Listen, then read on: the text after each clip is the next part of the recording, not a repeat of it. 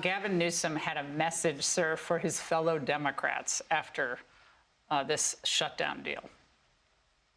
Sounds like some of my colleagues and friends in the United States Senate, some of my Democratic colleagues just decided that we're playing by the old set of rules, not the new set of rules, and may have rolled over a little bit. Right now, we've got to hold the line because I think America will become unrecognizable in a year or two unless we fight back. He wants to fight harder, and he thinks the Democrats aren't fighting hard enough against you and, of course, the Republicans, Gavin Newsom.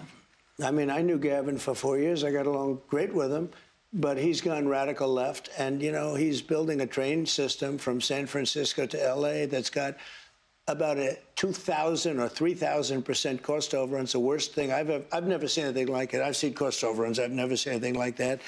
If you take a look at what he's done, so they lost 25,000 houses. Do you know they haven't issued one building permit yet? So these people are trying to rebuild their houses. Malibu. But he did something. He did something even worse than that.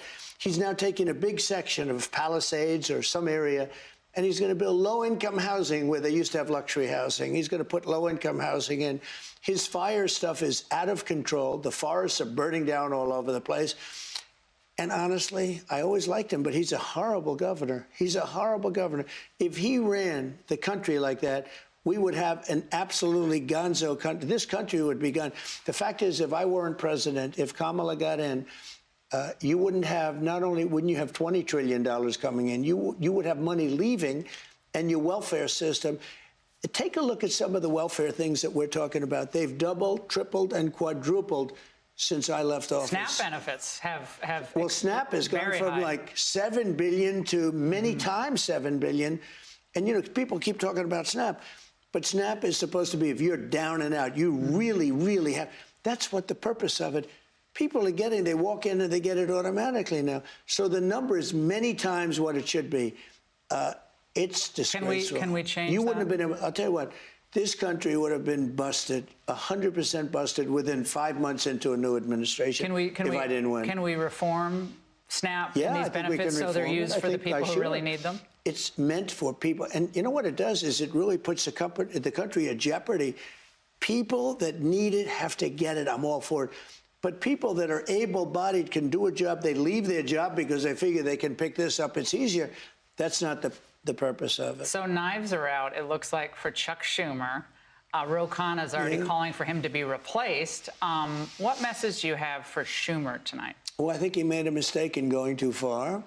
Going too far, or how? Well, he just went too far. He thought he could break the Republicans, and the Republicans broke him. But he did think that we have good policy, they have bad policy. And there's something, I don't know if it's Trump derangement or they're just crazed. They're like crazed lunatics. But, you know, we have just great policy. We have good people. They have some good people, too. I know a lot of Democrats. They're not all crazy. They're not all. But you have some that are absolutely terrible. I look at this Crockett. This is a very low IQ person. And I look at somebody that comes from Somalia, where they don't have anything. They don't have police, they don't have military, they don't have anything. All they have is crime. And she comes in and tells us how to run our country. The Constitution says this, the Constitution. The whole thing is crazy. I feel badly because I've known Chuck Schumer. I knew him when he was a person who loved Israel, and now he's a Palestinian. He's become a Palestinian. And it's amazing. I've never seen a politician change so much. Also, he doesn't have, you know, he was a pretty talented guy. He's lost his talent. Chicago Mayor, your dear friend Brandon Johnson, is calling on the United Nations to investigate what he calls the abusive immigration crackdowns in the city by your ICE officers and so forth. The UN in Chicago? What is your message to him? Well, look, number one, he's got a 4% approval rating. You have people in Chicago, beautiful black women wearing a MAGA hat, red MAGA hat. Please come, Mr. Trump, President. They call me President. They call me Mr. They can call me whatever they want. Please come, President Trump. Please come to. They're begging us to come.